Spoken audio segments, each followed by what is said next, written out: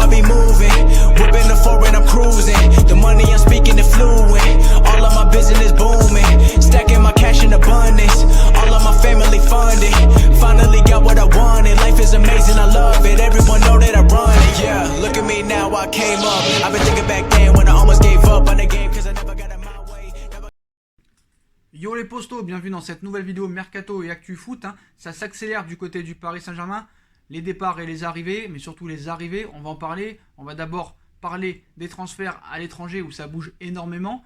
Voilà, mais on commence d'abord avec le feuilleton Álvaro González Neymar. Donc incident Álvaro Neymar, le PSG et l'OM ont de nouvelles preuves. Paris et l'OM ont des preuves des agissements des joueurs lors du classique. Neymar et Álvaro González peuvent craindre le pire. Voici maintenant une dizaine de jours que l'OM s'imposait à Paris dans un classique qui a été extrêmement chaud. En effet, en toute fin de rencontre, une bagarre a éclaté et 5 joueurs ont récolté un carton rouge. Kurzawa, Neymar, Paredes, Benedetto et Amavi. La commission de discipline a déjà rendu son verdict et Kurzawa a été sanctionné lourdement puisqu'il a écopé de 6 matchs de suspension. Mais les deux clubs ont joué les prolongations. Dans la nuit qui a suivi, Neymar, qui s'était manifesté et déjà manifesté sur le terrain, a accusé Álvaro González d'avoir proféré des injures racistes à son encontre. La commission de discipline de la Ligue de football professionnel a ouvert une instruction à ce sujet. Ce mercredi, l'instance entendra Ángel Di María accusé d'avoir craché sur ou en direction d'Álvaro González. Mais nouveau rebondissement ce mardi matin, Neymar est maintenant accusé, en plus d'avoir tenu des propos supposés homophobes, d'avoir proféré des injures à caractère raciste aussi à l'endroit du japonais de l'OM Hiroki Sakai. Une source proche du club olympien, souhaitant rester anonyme, a confirmé à l'AFP, relayé par la Nouvelle République, que l'Olympique de Marseille disposerait des images prouvant les insultes submentionnées. Donc du côté du Paris Saint-Germain, on a transmis un dossier à la LFP mettant en exergue l'attitude des joueurs. Une source proche de l'écurie de la capitale explique par ailleurs que les rumeurs concernant les injures de Neymar à Sakai seraient téléguidées par les dirigeants de la formation phocéenne. L'instructeur de la commission de discipline de la LFP a encore beaucoup de pain sur la planche, semble-t-il. Apparemment, Neymar aurait dit à Hiroki Sakai sale chinois ou dégage sale chinois. Donc voilà, c'est bizarre que Marseille dise ça 10 jours après le match. Pour moi, ça n'a aucun fondement. Donc peut-être que Neymar a eu des insultes homophobes, je ne sais pas, j'ai pas de preuves. Mais 10 jours plus tard, se réveiller en disant que Neymar a traité Hiroki Sakai de sale chinois, ça me paraît très très lourd, très très gros. Donc voilà, je vais accuser personne, je n'innocente personne, je rends coupable personne, mais voilà, ça me paraît bizarre. Je pense que cette information de Marseille n'a vraiment aucun sens pour l'instant, mais voilà.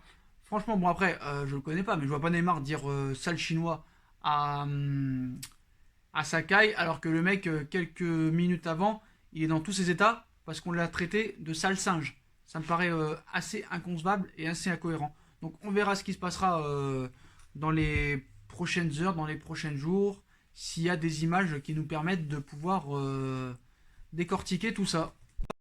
On va parler des grosses infos du côté du PSG, on va parler des infos à l'étranger et on va passer à Chelsea. Visite médicale pour Edouard Mendy. Cet été, Chelsea était en quête d'un nouveau gardien. En effet, Frank Lampard n'a jamais été un grand fan de Kepa, qui souhaite rester et s'imposer coûte que coûte à Chelsea, mais il va devoir composer avec un concurrent de taille puisque le Rennais Edouard Mendy va s'engager. En conférence de presse cet après-midi, Lampard a confié au sujet du portier de 28 ans: oui, Mendy passe sa visite médicale au moment où nous parlons. Si tout est ok, il deviendra un joueur de Chelsea.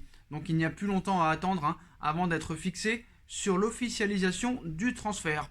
On passe à Alvaro Morata qui va passer sa visite médicale aujourd'hui. L'attaquant attendu par Andrea Pirlo devrait être, sauf énorme rebondissement, Alvaro Morata pour remplacer un Gonzalo Higuaín parti à l'Inter Miami. La vieille dame avait multiplié les noms et les pistes comme Milik, Dzeko ou encore Luis Suarez, mais semble s'être tourné vers l'attaquant espagnol de l'Atlético Madrid. Déjà porteur du maillot bianconero entre 2014 et 2016, le joueur de 27 ans est présenté ce mardi matin à Turin pour passer sa visite médicale. Il devrait être officialisé prochainement dans un deal qui s'orienterait vers un prêt de 10 millions d'euros avec une option d'achat de 55 millions d'euros. Donc Alvaro Morata va faire son retour à la Juventus de Turin.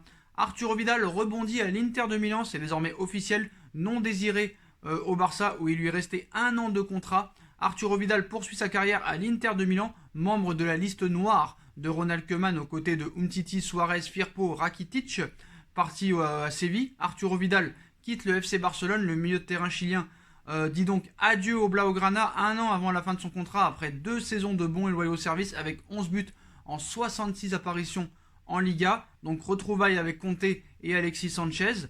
Et une belle prise quand même pour l'Inter, hein, d'autant qu'ils ne débourseront pas la moindre indemnité de transfert, ayant été laissés libres par le Barça. Les deux parties sont tombées d'accord depuis un certain temps sur les bases d'un contrat de 2 ans avec une année supplémentaire en option, assortie d'un salaire annuel net d'environ 6 millions d'euros. Arturo Vidal retrouve un championnat qu'il a connu avec la Juventus. On passe à l'Olympique de Marseille, et oui, on est bien obligé de parler un petit peu de l'ennemi. L'OM annoncé en pole position pour l'espoir brésilien Carlos Jorge. Outre Luis Enrique et Marcos Polo, Marseille serait également très intéressé par Caio Jorge. La fin du mercato de Marseille, un fort accent brésilien. Les Phocéens espèrent très prochainement boucler l'arrivée de Luis Enrique, 18 ans, ailier très prometteur de Botafogo, et se sont également positionnés sur Marcos Polo, 19 ans, international U20 portugais évoluant à Fluminense, suivi depuis plusieurs semaines, mais ce n'est pas tout. L'OM, qui n'exclut plus de signer, si la marge de manœuvre financière le permet, en cas de vente, a priori donc. 2 renforts offensifs s'est également penché sur un autre jeune brésilien. UOL Esport assure en effet ce mardi que les Olympiens sont en pole position dans le dossier Carlos Jorge, 18 ans. Ce buteur, champion du monde des moins de 17 ans en 2019, jouit d'une belle cote sur le marché, sous contrat jusqu'en 2022 avec Santos. Il dispose d'une clause libératoire fixée à 50 millions d'euros et a déjà vu la Juve, le Real ou encore l'Inter et le Red Bull Leipzig venir au renseignement ces derniers mois. En grande difficulté financière, Santos ne serait pas contre une vente, même si elle n'atteint pas les standards espérés. Cet hiver, on évoquait des offres à plus de 20 millions d'euros. Seul hic, d'après les informations du média brésilien, si Marseille est bel et bien chaud sur ce dossier, il lui faudra aller très vite. En effet, l'actuelle direction du club brésilien entre en octobre dans ses 3 derniers mois de mandat et les statuts du club empêchent toute négociation durant cette période. Il faudra donc agir avant le 30 septembre, soit dans les 9 jours. Donc le compte à rebours est lancé pour l'Olympique de Marseille. Donc on enchaîne avec les courtisans d'Aouar et Depay qui vont décider de faire traîner les choses. Une fin de mercato qui va être active pour l'OL d'ici le 5 octobre. De nombreux dossiers brûlants risquent de se retrouver sur le bureau de Juninho, aussi bien dans le sens des arrivées que celui des départs. Si un accord semble proche avec Pénarol pour Facundo Pellistri, la majorité des préoccupations se tournent vers la gestion des cas Oussem Aouar, Moussa Dembélé et Memphis Depay. Si des intérêts venus d'Angleterre pour les 2 premiers et du Barça ainsi que du Milan AC pour le néerlandais existent bel et bien, aucune offre n'aurait été transmise pour les 3 stars de l'OL selon le Progrès, une situation qui jouerait en faveur des clubs intéressés dans le but de faire baisser les prix, mais le temps pourrait aussi jouer en faveur du club lyonnais s'il a intimement l'intention de conserver ces 3 joueurs. Mais voilà, est-ce que c'est dans l'intérêt de Lyon de garder ces 3 joueurs? Je pense qu'il y en a au moins un des 3 qui partira. On verra bien, mais en tout cas, les courtisans font traîner les choses. On va passer au mercato du Paris Saint-Germain. Donc du côté des départs, encore un Titi du PSG qui va partir. Les Titi ont la cote à l'étranger. Loïc Mbesso ou Tanguy Kouassi ont déjà quitté le Paris Saint-Germain, ainsi que Adil Aouchiche. Et Arnaud Kalimundo susciterait l'intérêt de Pescara de Francesco Totti. Un autre jeune du centre de formation du PSG devrait rejoindre un club étranger et l'Italie.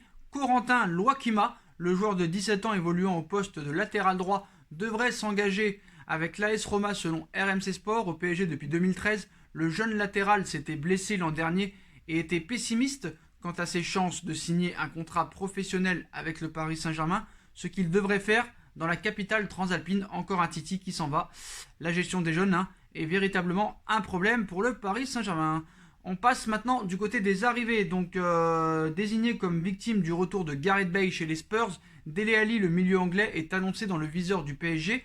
Mais comme à son habitude, le président du club londonien se montrera très dur en affaires. Les jours de Dele Alli à Tottenham sont-ils comptés? Pour la presse anglaise et malgré des démentis de José Mourinho, le milieu de terrain anglais va payer fort le retour de Gareth Bale à Tottenham.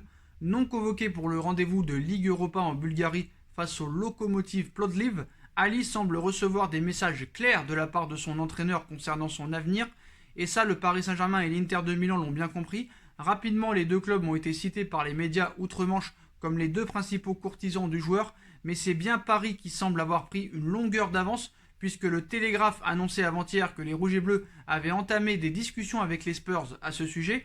Donc Levy, président de Tottenham, ne veut pas perdre définitivement son joueur. Une information confirmée hier par le Guardian.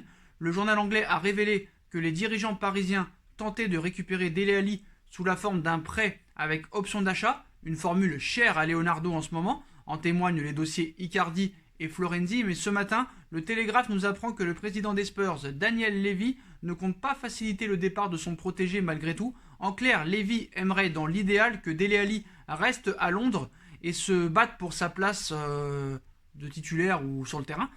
Une façon de bouger sérieusement un joueur à qui le manque de régularité est très souvent reproché. Mais si un départ devait se produire, hors de question pour Levy d'envisager un transfert. Ça tombe bien, aucun club ne veut payer pour ce joueur. Et seul un prêt sec pourrait être envisagé. Si Paris compte insérer une option d'achat, le boss des Spurs veillera donc à s'y opposer. Donc le dossier Dele Alli est en très mauvaise voie. Bon, on enchaîne avec Sami Khedira, les postos. Et oui, il reste moins d'une quinzaine de jours, on va dire, avant la fin du mercato. Léo n'a toujours pas réussi à trouver son milieu de terrain. C'est pourtant un objectif clair du directeur sportif du PSG, comme on l'explique depuis maintenant plusieurs mois. Une nouvelle piste a fait son apparition hier soir. Sky Deutschland a en effet évoqué un intérêt prononcé du Paris Saint-Germain pour Sami Khedira, international allemand sous contrat avec la Juve jusqu'en 2021. Khedira est prêt à se libérer de sa dernière année de contrat avec la Juve. Ce mardi, Gianluca Di Marzio confirme la possibilité de voir Khedira rejoindre Paris. Cela serait notamment dû au bon rapport qu'il entretient avec Thomas Tuchel, très apprécié donc par son compatriote. D'après les informations du journaliste de Sky Sport Italia, l'idée serait que Khedira trouve un accord pour se libérer de sa dernière année de contrat avec la Juve avant de s'engager librement au Paris Saint-Germain. Je ne comprends pas vraiment que Tuchel soit intéressé par Khedira, un joueur tout le temps blessé, qui a été blessé presque 1 an sur les 2 dernières années. Ça ne me surprend pas, mais que Leonardo soit intéressé par Khedira, 33 ans, qui ne joue plus, qui est tout le temps blessé, qui est en fin de carrière. J'espère que c'est plus Tuchel qui veut le joueur que Leonardo, mais je ne comprends pas vraiment ce choix. Je préfère encore Tiemoué Bakayoko que Sami Khedira. Franchement, Sami Khedira, même si c'est 0€, j'en veux pas. Moi, je dis la vérité, je n'en veux pas. Voilà. Après, on passe au dossier Koulibaly. Ça s'accélère vraiment pour Koulibaly. Hier, on annonçait que City avait abandonné cette piste et que Paris avait accéléré, que De Laurentiis était prêt à discuter avec le Paris Saint-Germain. Koulibaly veut venir au Paris Saint-Germain. Voilà, le PSG a demandé Koulibaly en prépayant avec option d'achat. La rumeur liant le PSG à Koulibaly est fortement relancée. Et les échos anglais se confirment en Italie. Selon la Gazzetta dello Sport, le PSG souhaite récupérer le joueur en prépayant avec une option d'achat obligatoire, un peu comme Kylian Mbappé en 2017. Donc placé dans le viseur de Paris depuis de nombreux mois et régulièrement évoqué à City, le défenseur central sénégalais Kalidou Koulibaly fait de nouveau l'actualité. Après le Télégraphe hier, c'est la Gazzetta dello Sport aujourd'hui qui relance l'intérêt parisien dans cette affaire et annonce que le PSG est récemment revenu aux affaires, alors que City et le Napoli ne parviennent pas à trouver un accord car le club italien demande 75 millions d'euros et est intransigeant. Le PSG serait prêt à payer cette somme, mais d'une autre façon. Selon la Gazzetta, le PSG aurait proposé au Napoli un prêt payant de 10 millions d'euros pour Koulibaly, assorti d'une option d'achat obligatoire de 60 millions d'euros, plus des bonus d'un montant qui n'a pas été dévoilé. De son côté, le Napoli réfléchirait à cette proposition, car il est attendu que Koulibaly quitte Naples afin de pouvoir financer le mercato du club italien. Le temps passe et le défenseur de 29 ans n'est toujours pas parti. La piste de Manchester City s'étant même refroidie ou même disparue, alors que les relations entre les deux clubs sont glaciales suite au transfert avorté de Jorginho il y a quelques années. Ces dernières heures, le PSG a donc visiblement bien relancé le dossier Koulibaly et a accéléré. Comme l'annonçait hier le Télégraphe, et la direction de Naples va étudier ensemble l'offre parisienne très prochainement afin de voir si elle donne suite ou pas. Comme l'explique la Gazzetta, le temps presse et le Napoli doit trouver une solution pour Koulibaly avant le 5 octobre. L'autre départ attendu concernant Milik patine lui aussi. Toujours dans le dossier Koulibaly, la radio officielle du club Kiss Kiss Napoli avait démenti hier soir l'information venue du Télégraphe selon laquelle le PSG aurait présenté une offre de 80 millions d'euros environ pour le défenseur central sénégalais. La radio précisait d'ailleurs que le Napoli n'a jusqu'à là reçu aucune offre du PSG pour Koulibaly. Si Paris est vraiment disposé à mettre 75 millions d'euros sur Koulibaly, pour moi ce serait une très grosse erreur. Il y en a qui me disent « Ouais mais Sacha, regarde, Thiago Silva en 2012, il est arrivé, il avait 29 ans. » Oui d'accord, Thiago Silva avait 29 ans, mais il a été acheté 40 millions d'euros. Et pas 80 millions d'euros. Donc là, Paris propose un prêt payant de 10 millions plus 60 millions, ça ferait 70 millions d'euros. L'année prochaine, il aura 30 ans. C'est un prix assez élevé. Je pense que Paris se trompe. Paris se trompe. À moins qu'il y ait des ventes, à moins que tu vendes Dagba 20, Draxler 25, Gay 30, peut-être que tu peux te le permettre, mais c'est pas la priorité. Tu as déjà un Kipembe, tu as déjà un Marquinhos où c'est très solide. Même s'il se blesse, bon, bah, t'as peut-être Kerrer et Diallo qui puissent se blesser, mais voilà, c'est pas la priorité. Moi, je préfère qu'on mette 80 millions d'euros sur un milieu, voire deux, ou un attaquant, plutôt que sur Koulibaly, un défenseur central. Premièrement, c'est pas la priorité au poste. Deuxièmement, je pense qu'il y a moins cher au niveau défense centrale et plus jeune, style Milan Skriniar. Et puis, c'est pas la priorité. Pourquoi pas acheter un milieu de terrain à 50 millions d'euros, un attaquant à 30 millions d'euros? C'est pas la priorité. Je pense que le Paris Saint-Germain se trompe. Même si c'est un rock défensif, même s'il est très très fort, même s'il est fiable, pour moi, c'est pas la priorité. Bref, je pense que Paris fait une erreur. On verra si dans les prochains jours, ce transfert se fera.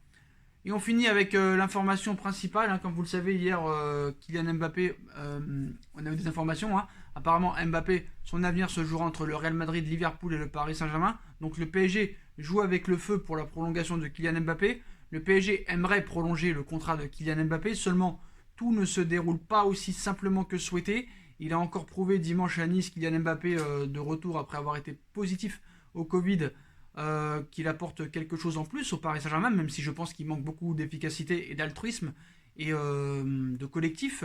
Le club de la capitale en est bien conscient et aimerait évidemment prolonger son contrat qui court actuellement jusqu'en 2022.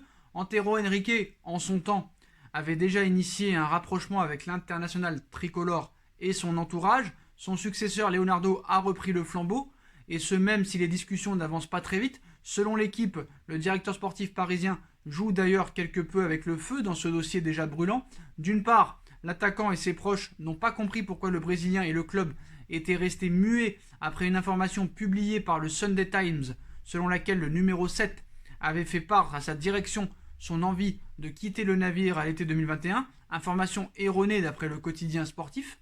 Donc, d'autre part, Paris se prépare au départ de Luis Ferrer, l'un des grands artisans de la venue de Kylian Mbappé en 2018 en provenance de Monaco.